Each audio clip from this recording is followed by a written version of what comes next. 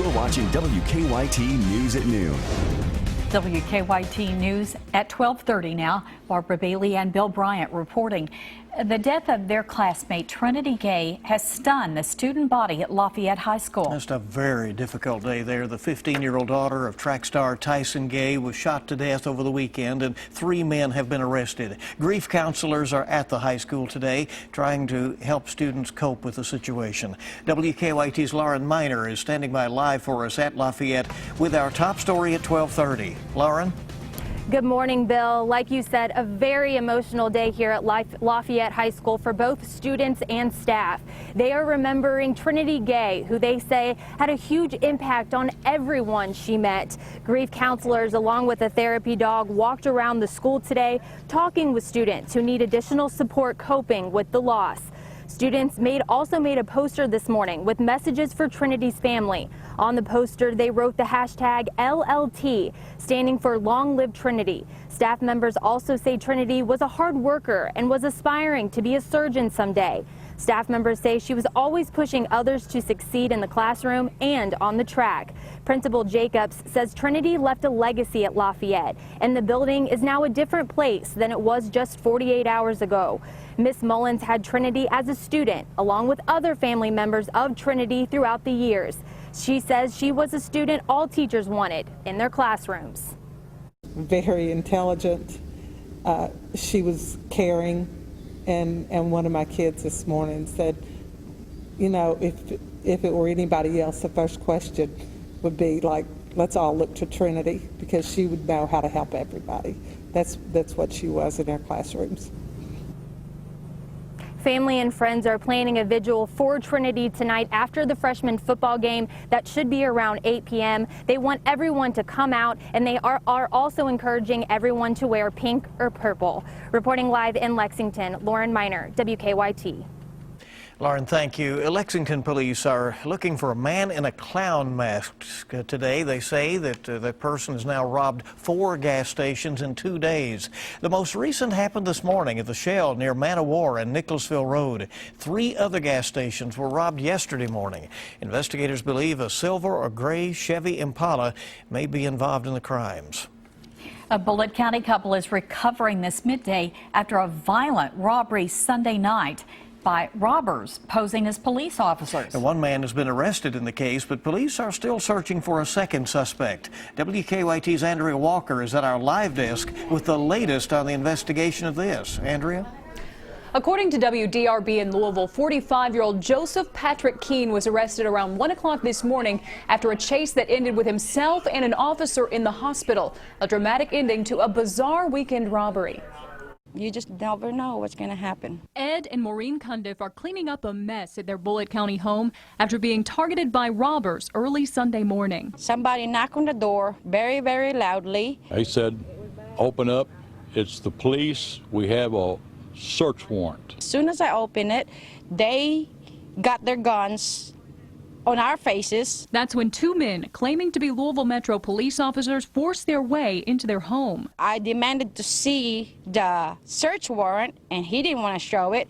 And I tried to look at his name on his badge, and which it don't have none. At that time, they started getting real indignant and cuffed us and took us back to the bathroom and locked us in the bathroom. The 2 were in there for about an hour and a half, listening as the men ransacked their home, taking tools, electronics, $1,100 in cash, and their pickup truck. The 2 eventually escaped and called for help. Bullitt County deputies tracked the Cundiff's stolen car, being driven by 45-year-old Patrick Keene to I-65. Keene rammed a sheriff's cruiser before crashing into a cable barrier. The cruiser was then hit by a semi-truck, but thankfully the officer walked away with only minor injuries. Keene was arrested after being treated at a local hospital. Now, the second suspect in this case got away in a different car. Police are still searching for that man. Keene is currently being held in the Bullitt County Detention Center. At the live desk, Andrea Walker, WKYT. Andrea, thank you. With roughly 3 weeks until Election Day, it's 3 weeks from tomorrow, Republican strategists nationwide are publicly conceding that Hillary Clinton has a firm grip on the 270 Electoral College votes she would need to win the White House. Still, there is one more presidential debate, and Donald Trump has rallied before. His core supporters remain strongly committed.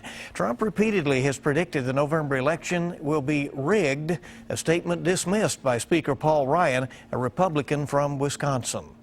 In Iraq, the battle to retake the city of Mosul from ISIS control is underway today. American warplanes and special forces are providing support to thousands of Iraqi and Kurdish fighters who are advancing on villages outside the city. Holly Williams is on the front lines of the northern Iraqi city, which Islamic State militants seized more than 2 years ago. These Kurdish fighters are trying to retake the main road into Mosul, which is in that direction over there. Just after dawn this morning, we were with them as they broke through the front line, and then a column of tanks and armored vehicles moved into this area, which has been controlled by ISIS now for over 2 years. The Kurds have light arms and artillery. We've seen ISIS respond with a suicide car bomb, which moved through this area and was then eventually blown up. Over the last few days, pro-government Iraqi forces have moved in position around the outside of Mosul, and they include the Iraqi army, Kurdish fighters, and Sunni militiamen. The U.S. coalition is also involved in this fight, and there are around 6,000 U.S. service members currently here in Iraq. Over the last few days, we've seen video emerging from inside Mosul of what appear to be U.S. coalition airstrikes. U.S. coalition airstrikes inside the city. It's thought that there are between 3,000 and 5,000 ISIS fighters inside Mosul, and that they have laid explosives to protect themselves. For ISIS, Mosul is really the jewel in the crown of its so-called Islamic State, and nobody here is expecting this fight to be quick or easy. Holly Williams, CBS News, just east of Mosul.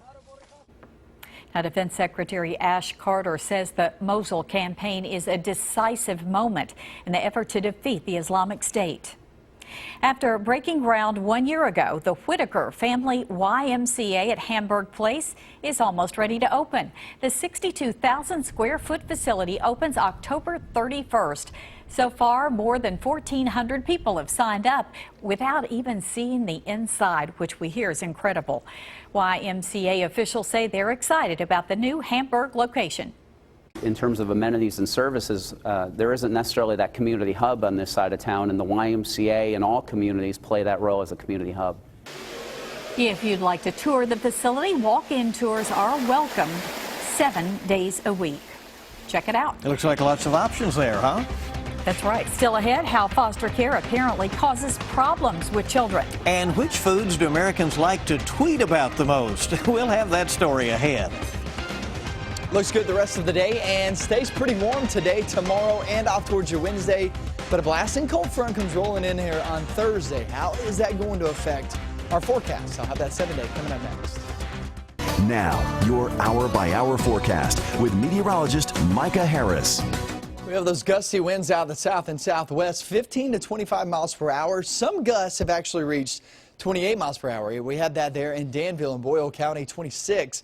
Now in Richmond and Madison County. So we're getting some pretty gusty winds. You can see that as those trees sway in the wind. And as long as those winds are coming in from the south, gusting anywhere from 15 to 25, then you're going to continue to see these winds really pump up our temperatures. We're already 79 degrees in Moorhead, 78 there in Frankfort. I mean, it just goes to show you that we still have some time left before we actually reach our afternoon high. That's roughly 4 to 5 p.m.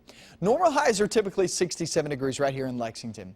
On Tuesday's forecast record high, that was back in 1938, was at 87 degrees. All right, so tomorrow's forecast high record is 87 degrees. Our forecast high that I'm putting out there on my 7-day forecast is 85. But you got to remember, we cover 70-plus counties. It's not just here in Lexington. So that's all of an average that we put in there is on that 7-day forecast. It's not for your house. It's not for my house. It's for everybody, okay? That's on average what we can expect. That means that, yes, some of us could reach 87 degrees, and that is possible tomorrow. And if we do that, we're going to be breaking or tying a 78-year-old record. Once again, back in 1938. Once we hit Thursday and Friday, that's when the cold front pushes through, and the cold front arrives on Thursday, bringing us showers and thunderstorms for virtually all locations. And then once it pushes through, then on Friday, that's when we start to see that cooler air slide on in here. So it is abnormally warm. There's no doubt about that, anywhere from 10, 15 degrees above average. It is going to be dry until midweek. Like I said, Wednesday, you can have a few storms far in northern Kentucky, but for the most part, we're going to be dry there on Wednesday. It's just that Thursday, it gets pretty wet. Friday, it gets much cooler. And Saturday, it's still very chilly at 60 degrees. For the overnight low on Saturday morning and Sunday morning, you're talking upper 30s. Lower 40s, guys. So the rain arrives on Thursday. Keep that in mind if you're trying to make any plans, because the other days, not great chances of rain, but it's more of just slight chances in toward the late week, out into the weekend. All right. Changes will get your attention, They're won't they? big changes all over. New data on birth defects in babies born to older women. And do children in foster care have more health problems? Marley Hall has details in this Better Living report. A new study in pediatrics suggests children placed in foster care were 6 times more likely to have behavioral problems and 7 times more likely to be depressed. Doctors say early life experiences may play a role in the findings. Babies born to women over 40 using assisted reproduction have fewer birth defects. That's according to Australian doctors who found infertile women aged 40 and older using techniques such as in vitro fertilization had less than half the rate of birth defects of fertile women of the same age. And scientists at the University of Utah looked at what Americans are tweeting about when it comes to food. Coffee came in first, followed by beer, and then pizza. Communities posting positive tweets about healthy foods were more likely to be healthier overall. Those are some of the day's top health stories. Marley Hall, CBS News, New York. All right, the coffee tweets are understandable, right? Lots of them, yes, I understand that. Good to have you along with us on WKYT as the noon news hour continues. Roll the dice and join in the fight against cancer. Details about the American Cancer Society's Casino Night next. Welcome back into WKYT News. Glad to have you with us. You can take a trip to Vegas without ever having to leave Lexington. The American Cancer Society is holding an all-in-to-end cancer casino, and that's coming up Friday night. Matthew Schumann with the American Cancer Society, along with volunteer Katie Nenninger Lawson, are here with details. So glad you're here. Well, thank you so much for having us. We really appreciate your support. Well, we appreciate you coming in. All in to end cancer. I mean, this is an all-hands-on-deck effort to try to stop something that we know is a major challenge. It is, and it touches everyone. I know it touches me personally. It touches everyone on our committee, and gosh, there's no one that hasn't been touched by cancer. So our third annual All In to End Cancer event, as you mentioned, is this Friday, October 21st at the Livery downtown. We are so excited. The event is proving to just be a wonderful, exciting event for all, a wonderful evening of gaming and giving, and we're so excited for it. Well, and as Katie was saying, it really does make it feel good when you know it's something that helps so many people. Oh, absolutely. And, you know, like Katie said, cancer is something that touches everyone nationally, globally, and in our community. And the American Cancer Society is so dedicated on a global scale, but also right here in our community to cancer patients, their caregivers, and research in the community. I want to do what you can do locally, certainly. And this night is going to include some celebrity dealers. It is. Yeah. It is. Yes. We have WKYT's own Amber Philpott that will be dealing for us again, which we're super excited about. We also have baseball player Doug Flynn. We have former UK greats Shane Boyd and Anthony White. From the football team, for the basketball team, we have Ravi Moss, Todd Lanter, John Hood, Henry Thomas, Brandon Stockton. We have a ton of wonderful celebrities, and this casino night is going to be wonderful. Whether you like to play casino games or not, we have all kinds of extra games that are going to be tons. If you just show up, you're going to enjoy it. Oh my gosh, it's going to be amazing. And we have, for the ticket price, you're actually going to have wonderful food from locals. You're going to have an open bar. You're going to have all of your gaming needs going to be included in that $100 for the ticket price. So we are just so excited. And the tickets are still available, too. Yes. They are. Yes, you can still find your tickets at www.allintoendcancer.org, or you can call us on the phone at 859 260-8350 if you want tickets that way as well. But they're going up fast, so you got to act quickly. All right, Matthew Do and not Katie. dilly-dally. Do not dilly-dally. Not at all. We appreciate you coming in. All End to End Cancer. If you want more information.org, that's your website address. We appreciate you, and certainly the good, important work that you're doing, and know again that you have those special, unfortunately, connections yourselves. Thanks for coming. Thank you for having us. Thank you so much. Thank you. Coming up next, ever wonder what it takes to be a professional ballet dancer? It's ballet up close and personal. Next on WKYT. Hey, welcome back in. Great to have you along here on WKYT as our noon news hour continues. All right, here's a chance to get up close and personal with a performing artist on stage. They call it ballet up close and personal. And to learn more about it, we're joined by Norbe Risco and Kelsey Van Tyne with Kentucky Ballet Theater. Welcome. Glad to have you here. Appreciate it. Thank you for having us. Norbe, you're always coming up with something interesting, and this is really an opportunity for the audience, isn't it? Yes, it is, because the intriguing part of it is that the audience probably is asking, why it's called Ballet Up Close and Personal? Since it's at the Downtown Art Center, it's a very intimate venue, and the dancers, they perform very close to the audience. And they have the chance that after the show is over, they can talk to my artist here and then talk to them, ask them questions about anything that they liked or they would like to know in the show.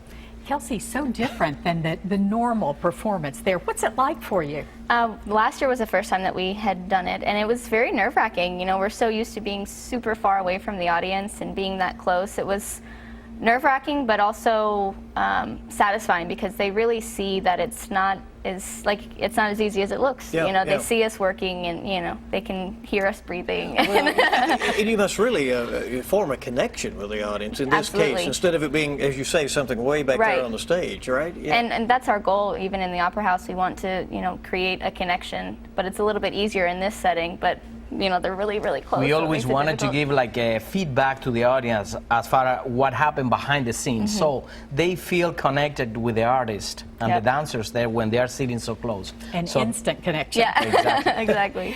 What ballet will you be performing?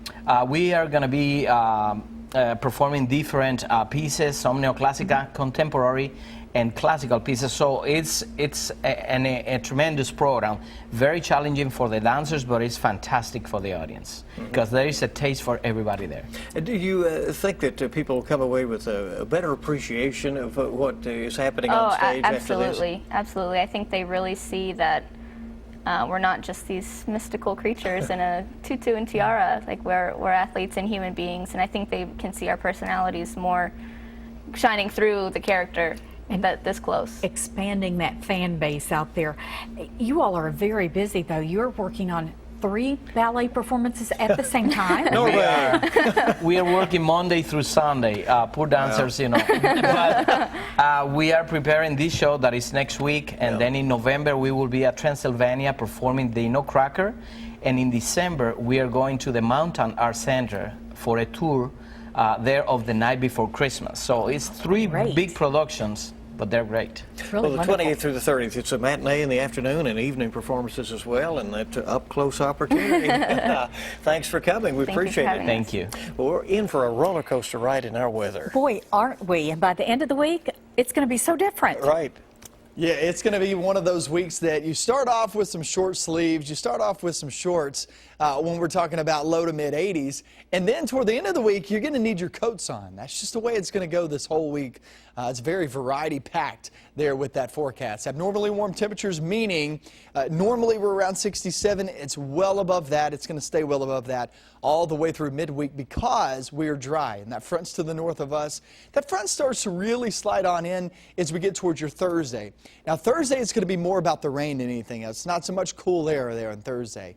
Then you head off towards your Friday, and that's when we're talking about seeing that blasting cold front roll on through and bring us some very chilly conditions, guys. All right, and with those beautiful colors here over the next few days with those changes, you know. It's going to be interesting. We want to thank you so much for joining us for WKYT News at noon. A reminder, our next newscast is live right here at 4 o'clock. Your news is always on at WKYT.com. Have a great afternoon.